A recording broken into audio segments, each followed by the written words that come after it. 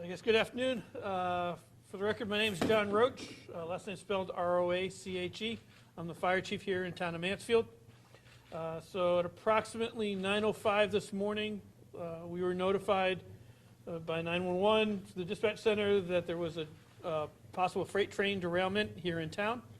The rail line that we have going through town is the New England Central line. They were running freight, no passengers. They did have a train that came off the tracks just up the road a little ways in front of 1090 Stafford Road, which is Route 32 here in Mansfield. Crews have been on scene to establish what happened. We're still investigating, but at this point in time, it appears that 14 of the cars came off the tracks. The freight cars that were carrying, some were general goods. There were some cars that were carrying liquefied natural gas, and there were also some cars carrying some grease, food-grade grease that came off the tracks. It appears that primarily the liquid propane, some of those cars did roll over, but they does not appear to have any breaches with those vehicles, those vessels in it at this point in time. We're also still assessing the integrity of the other cars on the train. So we've had hazmat teams on scene from both Yukon, Mansfield, and the Sarrett regional team out of Region 4. And so they've gone out there, they've got air monitoring in place. They have not detected any flammable liquids or any flammable leaks from any of the train cars. Out of an abundance of precaution, we have implemented protect in place recommendation for the residents in those areas, but basically between 275 and Route 44, those houses and those in the area, to just kind of remain in place, windows closed at this point in time. And what we do with the road closed, and we are continuing to assess the situation. We've got teams continuing right now to get in there, do some air monitoring, and they're trying to get some better pictures right now of exactly of each individual tank car to see, make sure there's not any breaches or any leaks at this point in time. Next over, I'm just going to hand over to Adam Libros, who is the town's fire marshal and emergency management director. Again, Adam Libros, L-I-B-R-O-S, Mansfield, the emergency management director, here to assist with the coordination of resources, locally and state resources. We have both on scene. Fortunately, with the lack of a leak, we didn't have to do any evacuations. We are monitoring the situation. If we do have to do any evacuations, we will send out notices through the emergency notification system. Turn over to Ryan Aylesworth, the town manager. Ryan Aylesworth, town manager. Last name is Aylesworth. Obviously, this is a very serious event in town, and can't stress enough the importance and value of our mutual aid partners locally, regionally, and statewide. We're monitoring the situation very closely. From the town's standpoint, we've been trying to put out accurate and up-to-date, timely and thorough information to all our residents. Obviously, those in the immediate area that are within the half-mile shelter-in-place radius, and we'll be updating that information as needed. I understand that earlier in the day there was some information that was shared that the time was inaccurate. There is not an evacuation order in place, and so we are trying to make sure that the public knows that there is no evacuation order right now. We greatly appreciate the level of response, timely response from our partners. We are blessed with natural resources in this community that we want to safeguard, and certainly hazardous waste, potential hazardous waste spill is of serious concern. Fortunately, right now it appears that the situation is under control, and the public health and safety is being maintained. So we will continue to push out thorough, updated information to our public and make sure that everybody understands what's going on and keep the public safe. Out of abundance of caution, I am going to be issuing a local emergency order, declaration of emergency, later today, and we will be activating our virtual emergency operations center, again, out of an abundance of caution to make sure that information and resources are being deployed to our residents at this time. And I'll turn things over to the Connecticut Department of Energy and Environmental Protection. Good afternoon, Rich Scalora, Department of Energy and Environmental Protection, Emergency Response Unit. As everybody prior to me has said, we're here out of an abundance of caution. First and foremost, for the environment around the derailment, there is a surface water body there, both the Willimantic River and Eagle Lake. So our concern is if there were to be an incidental release, we want to be ahead of that to make sure that we can keep it out of that water body. As the chief said, we're working with the regional and the local hazmat teams. My staff are out there right now working on some of the rail cars to assure that we don't have any releases. And we're going to continue in this position until all the rail cars are back on their wheels and safely removed from the area. I guess we'll open up to any questions anybody might have. Sure. Hi, with NBC, thank you for your time. So just for clarity, we've been hearing from the state 14, 13, now we were 10. Are we going with 14, and if so, which agency should we be getting that information Yeah, from? so it looks like the cars, not all of them came, some are like partially on the track, some are off on the side. So from a distance, when we look at from a binocular street view, that's where you're going to get like, there are probably 6 or 7 that are clearly over on their sides and off the tracks. There are a couple more that are on the tracks in different stages, and so that's why the 13, 14 number is going to be there. It's really going to be primarily they're the 6 cars that we're really worried about right now, were the liquid natural gas cars that were on their side, off the tracks completely. And how many cars were in the train in total? I don't have the total number. It Total was, number, we'll have to get that for you. And then how long are you guys expecting this cleanup or recovery effort to take? be honest, probably gonna be a couple of days, because where it is, it's just behind some farmlands and some fields, and between that and the river, so they're gonna have to probably make almost like a roadway to get in at the site, and then once we get in there and get access to the site, stabilizing, they're gonna need to get cranes and heavy equipment in there, so it's not gonna be a today operation.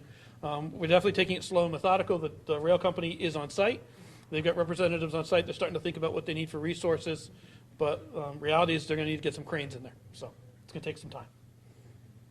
Do we know, sorry, I walked in late, Sorry, Chief, sorry. but do we know, there's no evacuation, Correct. there was a shelter in place? Shelter in place, that's all. And it's not gonna, you don't think it's gonna extend to an evacuation? At this time, we don't have any reason to believe that. Again, this was out of an abundance of caution. God forbid if something starts leaking, then things might change. But at this point in time, we don't see any need for that. And what can you share about any information you have about the cause? Like, I don't know how this works, but speed, I know trains go fast, ice, conditions, what can you share about that? That it's too soon to tell for that, and that's really DOT does have their rail division on site, so they're going to be helping with some of that investigation as well as working with the rail company on figuring out what might have happened and what might have caused this. Do you know where the origin and destination, where the train was going? I don't know offhand. I know the train was southbound, so I don't know exactly where they were coming, where they were heading for. How about the operator of the train or anyone on board? Yep. So they did have a conductor and an engineer on the train. They had noticed it immediately. They also were part of the ones that called 911. They have been able to stabilize the other vehicles or other cars that were not involved with this. They've been able to lock it, secure it, and they're still on scene helping with manifests and giving us some of that information of what was involved on those cars. Nobody injured? Nobody's injured on that. And you mentioned the windows, keep them closed. Just to explain to people, what's sort of the purpose of that? I know it's out of an abundance of caution. Like, what is sort of the caution there? So what we're worried about is the liquid natural gas that's on these cars is non-odorized. So normally you think you get a gas leak, you'd smell it. These cars don't have that odorant. That mercaptan hasn't been added yet. So naturally the natural gas doesn't have any odor. So our fear was if there was a leak, you might not smell it in your house. So just out of an abundance of caution right now, we were just telling people, just close your windows, stay inside for right now. Right now we haven't found any leaks. All our meters are reading 0, but that was just kind of as an abundance of caution. We're telling everybody that. We're hoping that maybe over the course of the next couple of days we can, or several hours, we can amend that. For the expansive roadblocks, how long is that going to last? Is it going to go through commute later today? That'll definitely be through the commute later today, so 32, what's that? No. Sorry. So, yeah, Route 32 is going to be closed from Route 275 here up to Route 44, probably at least through for the rest of today. And then it's going to be a matter of how much of that operation does the rail company, can they do off-road versus do they still need access in and off that road, so. And for those 6 cars in the water, if you said that correctly, what does that like recovery look like? What are you guys doing with the water? Can you just explain explain a little bit more about what that's like? Yeah, so there are 6 cars on the side, 4 are actually in the water some way, shape, or form. Not all of them are in the water.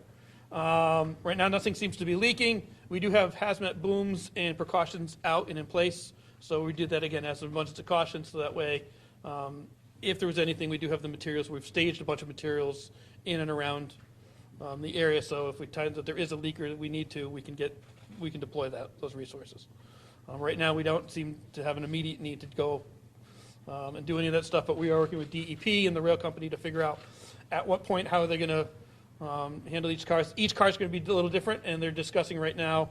They're still doing evaluation. Do they take the product off, or do they move the car intact? So, and that's really going to be consultation with the train company. Just for clarification, the 6 liquid propane gas cars, they're not liquid natural gas. Sorry. They're LPG, liquid propane, and 4 of those cars are the ones that are in the water. And we have requested through the train company, and they were working on it prior to our requesting it, that they bring an environmental contractor on board, again, as an over precautionary measure to put containment boom and/or sorbent boom in the water, so that if there were a release while we're doing this upright operation, whenever that may happen, that if something were to go wrong, we're ahead of it, and we're going to protect that natural resource. Rich, how far are we right now as the crow flies from the actual incident? Chief, are we a half a mile and a 3/4? 3/4 of a mile? 3/4 of a mile? Yeah. And it's, I mean, we're right at kind of at that half-mile radius. and it's down in a low valley, you know, there's 2 opposing hills on both sides, so, you know, with the propane gas being heavier than air, that's a good thing for us. It's working in our favor, and we want to keep it that way. There is no releases right now, and we're going to continue that air monitoring so that we can, you know, inform everybody. As the chief said, it's unodorized. You're not going to smell it. There is no detecting factor in that gas yet. So we're going to do continuous monitoring as long as it takes, as many days, whatever the time frame is, and that's going to be dependent on the train company and their recovery operations. And what kind of conditions did you guys notice, like on the rail, that maybe could have caused the derailment? We're not even looking at that. That's outside of our scope of work, and we're going to leave that up to the experts that deal with that. Being a mile and a half away, what can you tell us in terms of what it looks like down there, what your crews are doing personnel, and if there's any slippage? We've seen, you know, cars with sand, and we've seen multiple emergency units with their lights on, like, it's urgent getting down there. Is there any? So it is a large field, a farmer's field. He was gracious enough to plow that path for us to gain access to the train. The conditions are, they're brutal. It's cold, there's snow. We're working around metal that's not in the form and shape that it's normally going down the train tracks on. So it's brutal conditions, and we also have that river with the cold temperatures and the crews working close to that river.